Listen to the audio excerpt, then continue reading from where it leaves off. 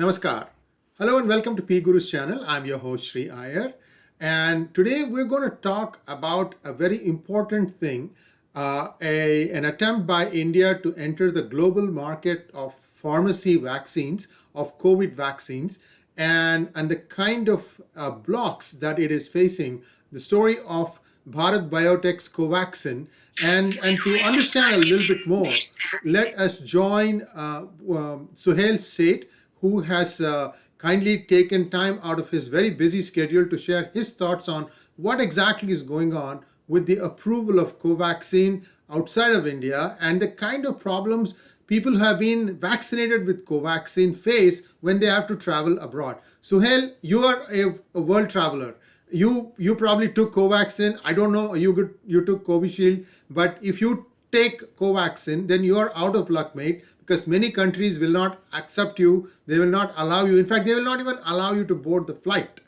So these kinds of problems, when it is now very apparent that Covaxin has been effective against many variants of COVID, leave alone the primary COVID, what is really going on? Is it politics? Is it jealousy? Is it business? Is it vested interest trying to stop upstart from coming into the marketplace? What do you think is going on? Please share your thoughts, sir. So, thank you, Sri, again for having me on PGurus. It's always a pleasure. There are three or four things which you rightly alluded to. Number one, thankfully, I took a Covishield, and I've not had such problems. But it is quite clear that there is a stranglehold of multinational pharma companies who are doing this for the pure reasons of profiteering. Profit is good, profiteering is evil. The world is going through a massive health pandemic crisis, the likes of it has never seen before. This was a time when one had expected that politics would take a backseat, that the lure of avarice and greed would take a backseat, but sadly it hasn't. This Monday, 3 days or 4 days ago, I was reading an article in the Financial Times saying how the COVAX has failed, the alliance, because a lot of the rich countries are now appropriating vaccines because they can pay for them and leaving a lot of the poor countries in the lurch. I mean, an entire continent like Africa is left in the lurch. But let's come back to India. The problem is there is obviously a lot of envy that here is India, which created a homegrown vaccine. The homegrown vaccine has passed all tests. In fact, I would go one step further to say that our tests are even more stringent than CDC. If you remember, Pfizer had issues, Moderna had issues in getting approval because we had very stringent norms. For also other reasons, we don't have the kind of insurance that people in America and all have. So here the government had to be ultra careful that they didn't get into a vaccine which would then create its own set of problems. Today, what is the situation? If you have a Covaxin, other than Oman, there are very few countries, there is no other country you can go to.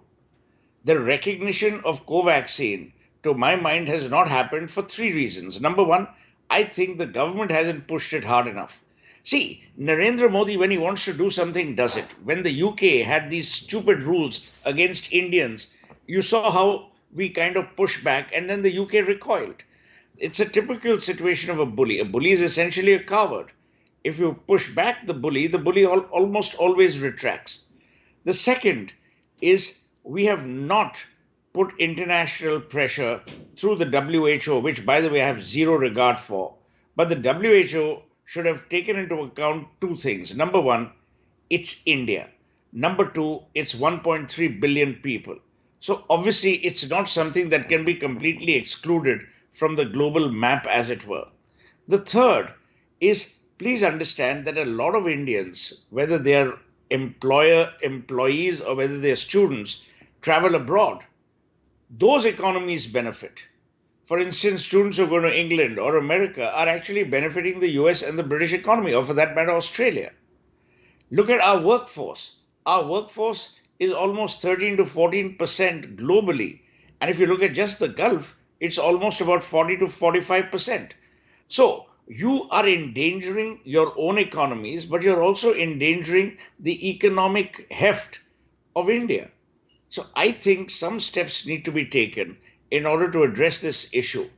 But these steps need to be taken with alacrity, with firmness, and with purposefulness. None of these have happened so far. And I might also add to what Suhel said, that the way Covaxin has derived its vaccine, is from the first principles of how vaccines have been produced for many, many years. Whereas Pfizer and Moderna and several other medicines or vaccines developed in the West have used a new technology called mRNA. You can read it up on the on Google as to what that is.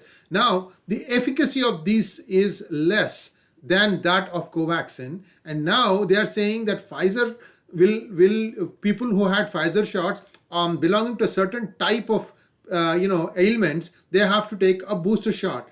Further, they are also saying that the booster shot has to be taken every year. So these people are thinking of perennial business.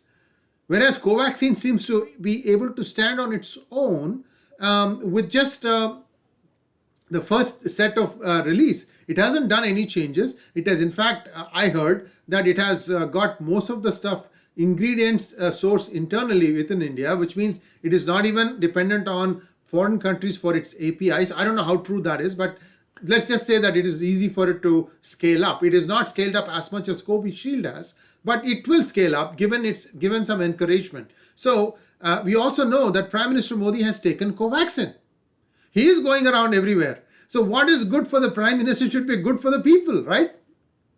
So, in everything else, I think he's got diplomatic immunity. No pun intended on not immunity. not from that, not from Now, COVID though. talked about ingredients. Yes, Adar Pulwala of Serum Institute of India had to actually tag the US president when the US president Joe Biden, who again, is blumbering from one thing to the other, Joe Biden actually banned the export of vital ingredients that were used or that are being used in vaccine manufacturing. right. It took a lot of pressure from this government and from other people to say that, look, if you don't allow these ingredients, we are not only manufacturing vaccines for India, but we are manufacturing them for the world under the WHO Charter. These vaccines won't be produced. It is only then that that embargo on those ingredients was lifted. To my mind, Sri, what we are seeing is the same pettiness that we see in trade wars. But people, both in politics and business, must realize that until the last man is safe, no one is safe. So it Absolutely. is something, it is self endangering. So for those guys who run Pfizer or Moderna or AstraZeneca, or for that matter, Bharat Biotech, have to recognize the fact that until the last person on this planet is safe, no one is safe. This is not a virus or a disease that is going to go away in a hurry. We are seeing constant mutation of strains. We're seeing constant variants coming out. We are seeing cases surge. I mean, look at what happened in the UK. Look at what's happening in Russia today. China, for that matter. And there are two things that have happened. One is we've had no proper research of the so called foreign vaccines. So those are allowed with impunity. People have not bothered to research Sputnik or, for that matter, Sinovac. But somehow, all the Indian vaccine, in this case Covaxin, has come under a scanner for no rhyme or reason. Absolutely, and we have to remember that companies like Johnson and Johnson got emergency approval almost immediately from FDA, and yet Covaxin still hasn't got that. And I'm now hearing that WHO is going to make a determination today. But in all this, we also should not rule out whose pocket WHO is in. They're in They China's pocket. Yes, and China has tried two attempts at coming up with vaccine, and both have been flops. In fact, I believe, and Dr. Tedro keeps saying, oh, my friend Narendra, and Narendra Modi keeps saying, my friend Tedro, this friendship is costing us dearly.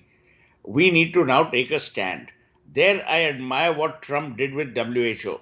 He read out the Riot Act, he pulled out the funding, and they fell in line. Today, we don't have any global leader with that kind of power or heft or commitment, or for that matter, even fortitude to tell WHO that, look, if you don't get your act together, we're pulling out.